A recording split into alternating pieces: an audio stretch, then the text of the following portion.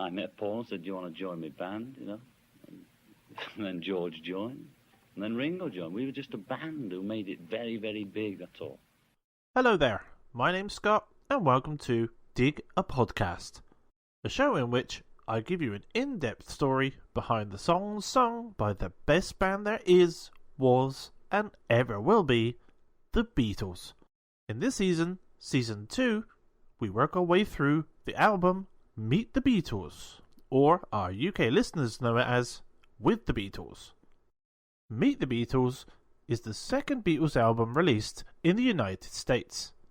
It was the first US Beatles album to be issued by Capitol Records on 20th of January 1964 in both mono and stereo formats. It topped the popular album chart on the 15th of February 1964 and remained at number 1 for 11 weeks before being replaced by the Beatles' second album. The cover featured Robert Freeman's iconic portrait of the Beatles used in the UK for the With the Beatles, with a blue tint added to the original stark black and white photograph. Let's continue with song 6 off of Meet the Beatles. 5, 4, 3, 2, 1. All My Loving.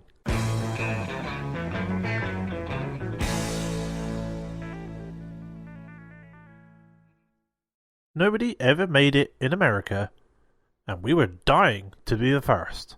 This statement by John Lennon in September of 1964 puts in a nutshell how the Beatles felt about conquering America. They had truly taken over Britain and had made inroads in numerous other countries by 1963, but the US was their ultimate goal. They knew, though, that no foreign act had ever made more than a fleeting impact in the States. Regarding the American charts, Lennon continues, you get the odd hit from Britain, or you get the odd hit from Germany. There's a lot of freak records. They knew that to be able to have 4 straight number 1 hits in America, as they did in Britain in 1963, would be a daunting task indeed. Actually, no foreign act had ever achieved this. If only they could get US exposure like they were already having at home. In Britain, She Loves You sold an unprecedented 1.3 million copies, and I Want to Hold Your Hand sold 1.25 million.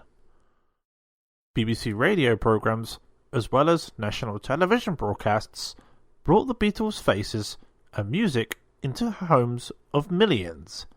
Would they be able to penetrate the American market in the same way? And if they did, would they just end up a freak one-hit wonder like the other British artists before them, such as Mr. Acker Bilk, Stranger on the Shore, or the Tornadoes, Telstar? Brian Epstein, the Beatles manager, set the groundwork that allowed the unthinkable to happen. As well as finally convincing Capitol Records to release the Beatles records in the US, he also struck a deal to have his clients appear on the highly influential American variety show, The Ed Sullivan Show. This show, which officially broke Elvis Presley into the mainstream in October of 1956, had the potential for mass exposure to its millions of weekly viewers. Reaching just over 1 million sales with their singles in Britain was nothing compared to what The Ed Sullivan Show could do.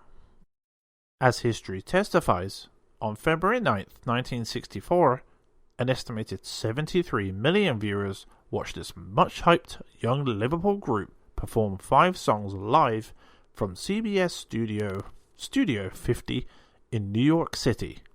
The final 2 songs they performed on that day were both sides of their current American number 1 hit, I Wanna Hold Your Hand.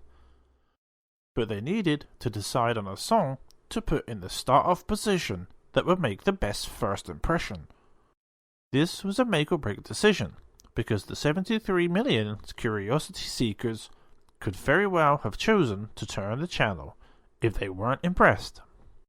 Whether by plan or sheer luck, they chose to start off their set, as well as the whole show, with a very strong Paul McCartney number that was just a track on their current US album, Meet the Beatles. All My Lovin' was the song that made the immediate first good impression that kept the huge television audience tuned in for the whole show.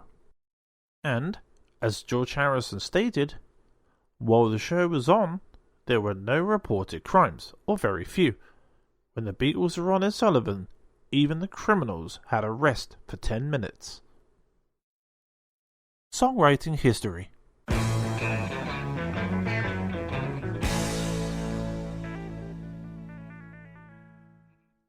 Although the romantic relationship between McCartney and actress Jane Asher didn't end in nuptials as the rumour mill would have us believe throughout the 60s, their relationship did spawn a good many songs in the Lennon-McCartney catalogue.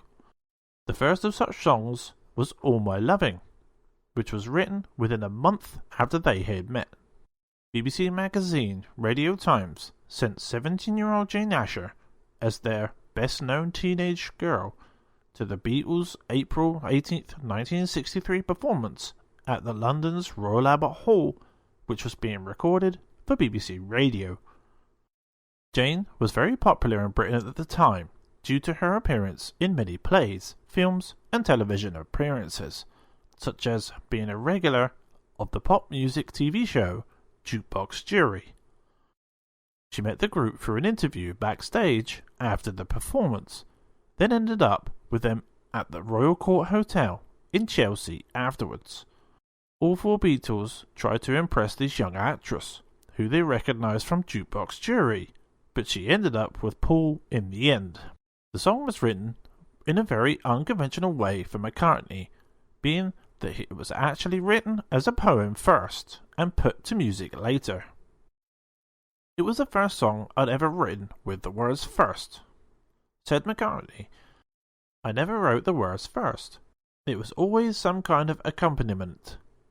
I've hardly ever done it since either. While the Beatles were on their national British tour with Roy Orbison in May of 1963, the poem came to Paul on the tour bus with Jane Asher in mind. One source says that the poem came to him while he was shaving, which appears to be a conflict, unless, of course, if he was in a habit of shaving while on the tour bus. Nonetheless, he found a piano in the big backstage area of the next venue that they arrived at and fit the lyrics to the song on the spot. Both McCartney and Lennon attest to the song being entirely written by Paul. Lennon referred to the song at two different times as being one of their first biggies and as a damn good piece of work. Different styles of songwriting can be detected in the finished product, such as Carl Perkins in the popular girl groups in the early 60s, but McCartney claims his initial inspiration as coming through an unlikely source. I had in mind a little country and western song, stated McCartney, most likely influenced by Ringo's love of that genre of music. When interviewed during their extensive American tour in the fall of 1964, Ringo stated that country music hadn't influenced their sound at all. Little did he know that it actually had, as evidenced in All My Loving. Recording history.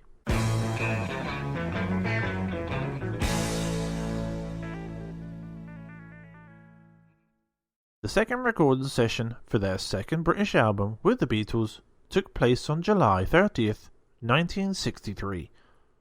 This day, which was broken up into a morning and evening session, saw 6 songs being worked on. The afternoon session, which ran from 5 to 11 p.m, saw 5 songs worked on and 4 of these completed. After George Martin performed many piano overdubs for the song Money, the Beatles completed Till There Was You, Roll Over Beethoven, and It Won't Be Long, before starting and completing All My Loving on the same day. The first take of the song began approximately at 9:30, and by 11 p.m. the song was complete and ready for mixing.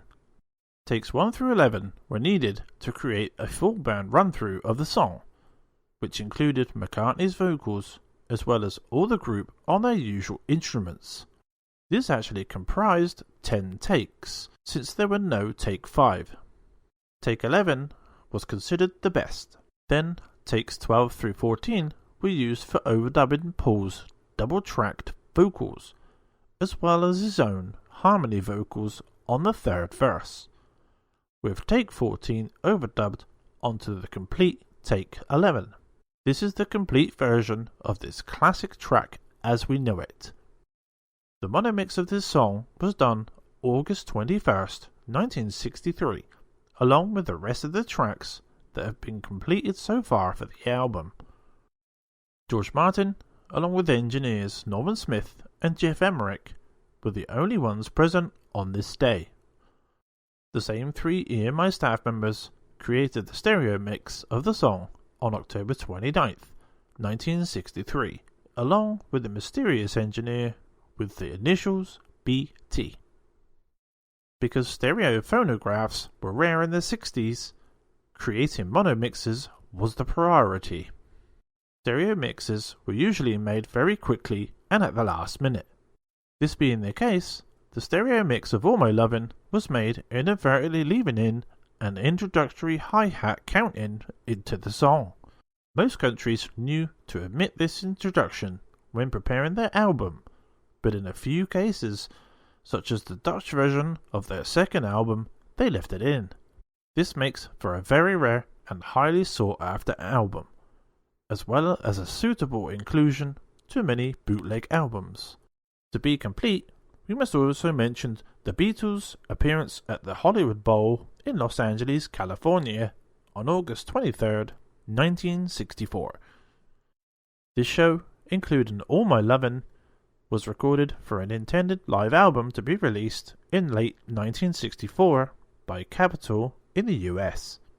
While this album didn't materialize at that time, it finally gets released in 1977 under the title The Beatles at the Hollywood Bowl. The show was produced by Capitol's Vice President Voyle Gilmore, with George Martin, and is engineered by Hugh Davis. Thanks for listening to Dig a Podcast. You can subscribe to our podcast on Spreaker, Apple Podcasts, Spotify, or any other podcasting platform. This has been a Team Wilco production. Until next time, if you know what I mean. Do I did? No? Okay.